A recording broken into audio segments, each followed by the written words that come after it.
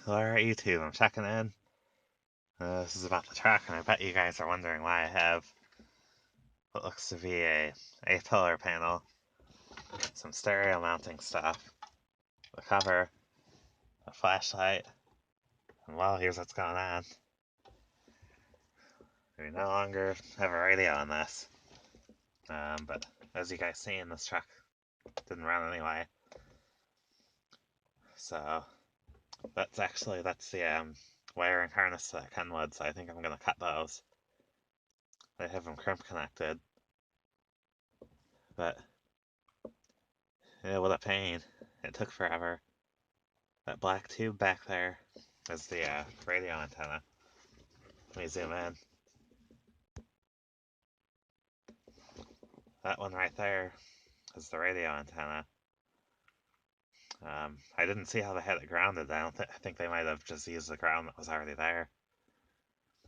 But there should be a ground braid in this somewhere. Something. I don't know.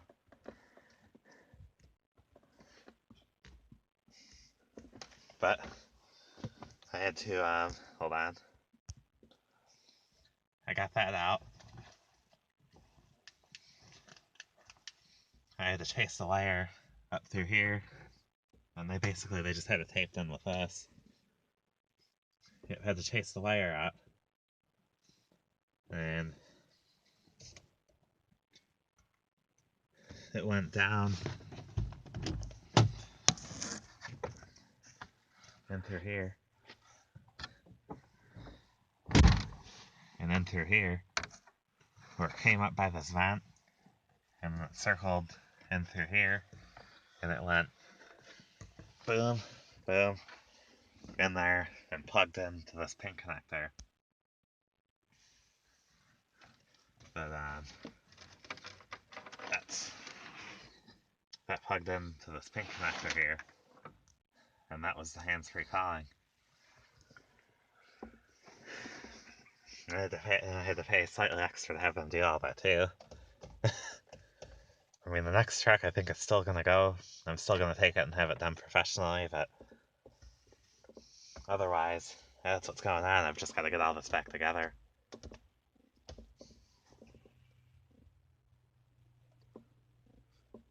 And I gotta come without.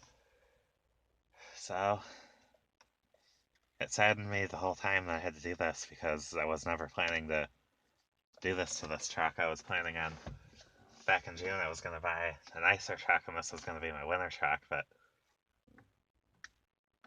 the nicer truck I was going to buy kind of got sold, and so I'm like, well, I'll just use this one as my main one, and then electrical problems developed, and eventually it just wasn't practical to drive, and then it finally just quit starting up altogether. So what happened had to happen. I had to take the stereo out because, like I said, I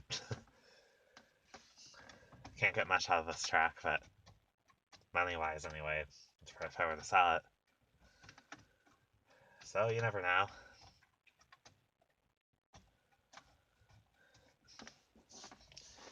But let me kind of go over how you remove all this real quick. So there's two bolts under here. There's one there, and there's one there. Then you kind of just pry this out. And you pry this off, and it's all just clamps that connect it in. And then after much hassling with your stereo, getting the cover off of it and all that, then you're able to get it out. And it looks like they had to cut this a little bit to get the new one in there. Then these wires are for your heater controls. That's a hybridized system. It's vacuum actuated under the hood, but it's electronically controlled from here. So if you had the radio off, you'd hear a little stepper motor when you went back and forth.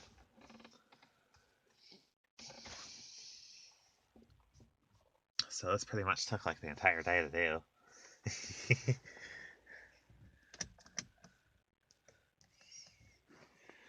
But it's finally out. I'm gonna get the tools organized and put away, and I'm gonna take that stereo in and store it somewhere. I'm not gonna reinstall the factory one because I'm just gonna put it in the trunk. None of this is getting power anyway, so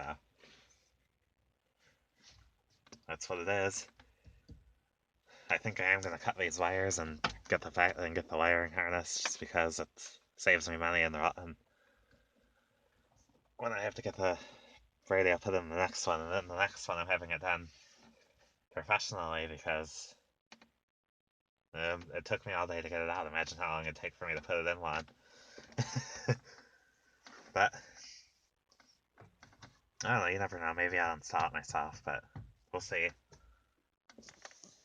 But until then, leave a comment if you have one, and thanks for watching. Later.